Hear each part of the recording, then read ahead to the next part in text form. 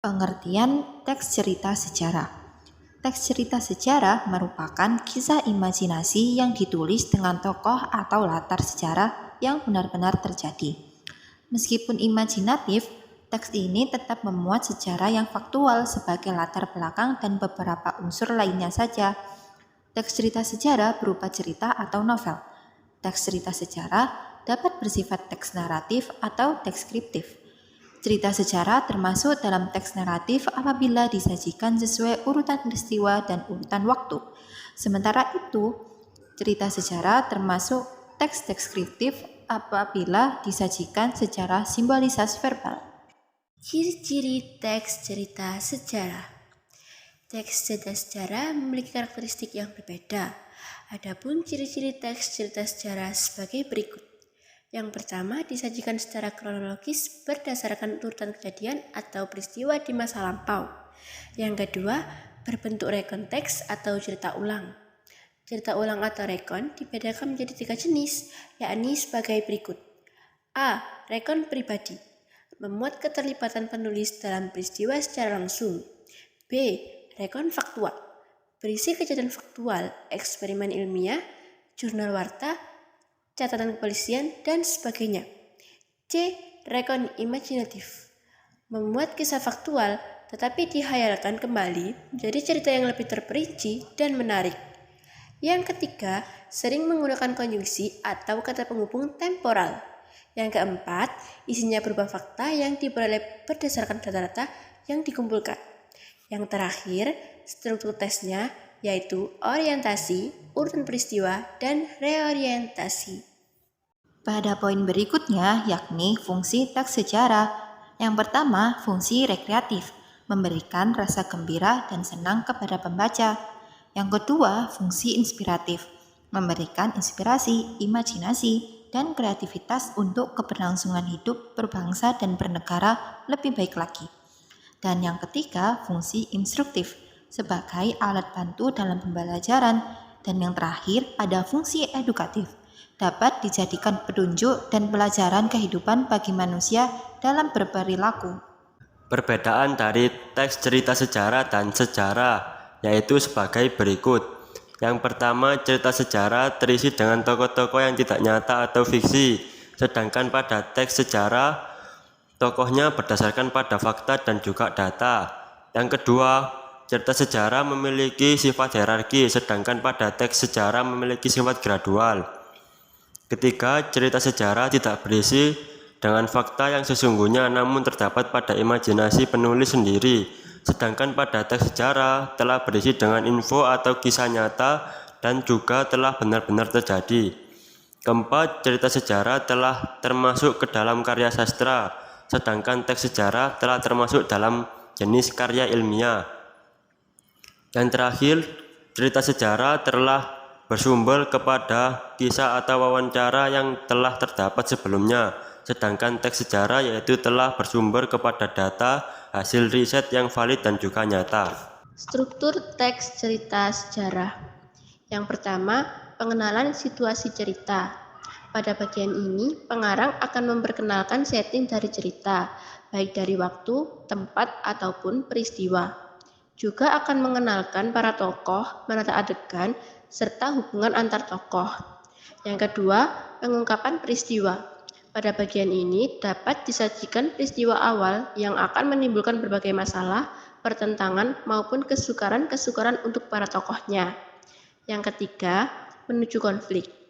Terjadi peningkatan dalam perhatian kegembiraan, kehebohan, maupun keterlibatan dari berbagai situasi yang menyebabkan bertambahnya kesukaran dari tokoh. Yang keempat, puncak konflik. Inilah bagian dari cerita yang paling mendebarkan, serta terjadinya perubahan dari nasib tokohnya. Yang kelima, penyelesaian. Bagian ini berisikan penjelasan ataupun penilaian mengenai sikap maupun nasib-nasib yang telah dialami tokohnya. Yang terakhir, koda. Bagian ini berupa sebuah komentar terhadap keseluruhan dari isi cerita yang berfungsi sebagai bagian penutup. Nilai-nilai pembentuk. Terdapat 5 nilai-nilai pembentuk, yaitu 1. Nilai budaya. Nilai budaya adalah nilai-nilai yang termuat dalam sebuah karya sastra dan berkaitan dengan kehidupan masyarakat, peradaban maupun kebudayaannya. 2. Nilai moral atau etik adalah nilai yang dapat memberikan atau memancarkan petuah atau ajaran yang berkaitan dengan etika atau moral. 3. Nilai agama. Nilai agama adalah nilai-nilai yang ada di dalam karya sastra dan berkaitan dengan kehidupan beragama manusia. Agama apapun tidak disebutkan secara spesifik. 4. Nilai sosial. Nilai sosial adalah nilai yang termuat dalam teks cerita sejarah dan berkaitan dengan tata pergaulan antar individu dalam kehidupan masyarakat. 5. Nilai estetis. Nilai yang berkaitan dengan keindahan, baik keindahan struktur pembangunan secara fakta cerita maupun teknik penyajian cerita. Poin selanjutnya yaitu kebahasaan teks cerita sejarah. Yang pertama, verba. Verba yang digunakan dalam teks cerita sejarah adalah verba aksi, yaitu verba yang menjelaskan sesuatu yang dilakukan subjek dan berbentuk imperatif. Yang kedua, adverbia. Kata keterangan yang memberikan keterangan lebih detail terhadap waktu, peristiwa, kejadian, dan tempat dalam runtut penceritaan sejarah. Yang ketiga, adjektiva. Adjektiva atau kata sifat adalah kata yang menerangkan nomina atau kata benda. Frasa adjektiva adalah kelompok kata yang dibentuk dengan kata sifat dengan menambahkan kata lain yang berfungsi menerangkan, seperti agak, amat, sekali, harus, kurang, lebih, nian, paling, dan sangat. Yang keempat, pronomina. Pronomina terbagi menjadi dua. Yang pertama, pronomina persona. Kata ganti yang dipakai untuk mengacu pada orang, misalnya ia, mereka, kita, dan kami. Yang kedua, pronomina petunjuk. Kata ganti yang dipakai untuk mengacu pada tempat, waktu, atau suatu peristiwa, misalnya ini, itu, di sini, di sana, dan di situ. Kelima, kalimat langsung. Kalimat langsung dalam teks cerita sejarah dapat berupa dialog yang ditandai dengan penggunaan tanda petik ganda. Keenam, kalimat tidak langsung. Oleh pengarang, kalimat tak langsung banyak digunakan sebagai cara menceritakan tuturan seorang tokoh. Contoh pernyataan yang menyatakan kalimat tak langsung, misalnya mengatakan bahwa, menceritakan tentang, menurut, mengungkapkan, menanyakan, dan menuturkan. Ketujuh, bahasa kiasan, yaitu bahasa atau kata yang bermakna indah namun tidak menggambarkan makna yang sesungguhnya, hanya sekedar kiasan dari makna tersebut. Kedelapan, majas. Majas terbagi menjadi 4, yaitu majas perbandingan, majas penegasan, majas pertentangan, dan majas sindiran. Kesembilan, konjungsi. Konjungsi terbagi menjadi 2, konjungsi kausalitas dan konjungsi temporal. Konjungsi kausalitas adalah konjungsi yang menghubungkan sebab dan akibat. Kata-kata yang dipakai untuk menyatakan hubungan sebab adalah sebab, karena, dan oleh karena itu. Kedua, konjungsi temporal, yaitu kata penghubung penanda keterangan waktu, digunakan untuk menata urutan-urutan peristiwa yang diceritakan pada teks sejarah atau novel sejarah. Contoh teks cerita sejarah. Gajah Mada bergelut dalam tahta dan angkara. Orientasi. Cerita macam ini berkembang ke salah kaprah. Entah siapa yang bercerita. Kabut tebal itu memang disengaja oleh para dewa di karangan agar wajah cantik para bidadari yang turun dari kayangan melalui pelangi jangan sampai dipergoki manusia. Para bidadari itu turun untuk memberikan kehormatan kepada satu-satunya wanita di dunia yang terpilih sebagai Ardhananereswari, yang berarti wanita utama yang menurunkan raja-raja besar di tanah Jawa ini. Maklum, sebagai sang Ardhanareswari, Kendedes adalah titisan dari Pratyan Pratmita, Dewi ilmuwan pengetahuan. Apa benar kabut setebal itu turun karena para bidadari itu turun dari langit? Gajah Mada tidak bisa menyembunyikan senyuman dari kenangan kakek tua yang menuturkan cerita itu dan mengaku memergoki para bidadari, lalu mengambil salah satu salah satu seorang di antara mereka untuk menjadi istrinya. Gajah Mada ingat, anak kakek tua itu perempuan semua dan jelek semua. Sama sekali tidak ada pertanda titisan bidadari. Komplikasi.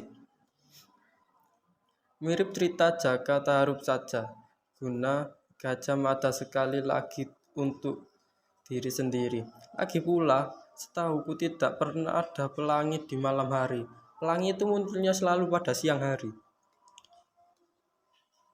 Lebih jauh soal kabut tebal pula. Konon ketika calon arang, si perempuan Sahrir dari girah merah dan menebar tenung, kabut amat sangat tebal, namun penyakit turun tak hanya di wilayah tertentu, namun merata di seluruh negara, menyebabkan Prabu Airlangga dan Patih Narotama kebingungan dan terpaksa meminta bantuan kepada Empu Brada untuk merendam sepak terjang wanita menakutkan itu. Empu Brada benar-benar sakti. Empu itu menebaskan pelepu daun keluwi yang melayang terbang ketika dibacakan japa mantra.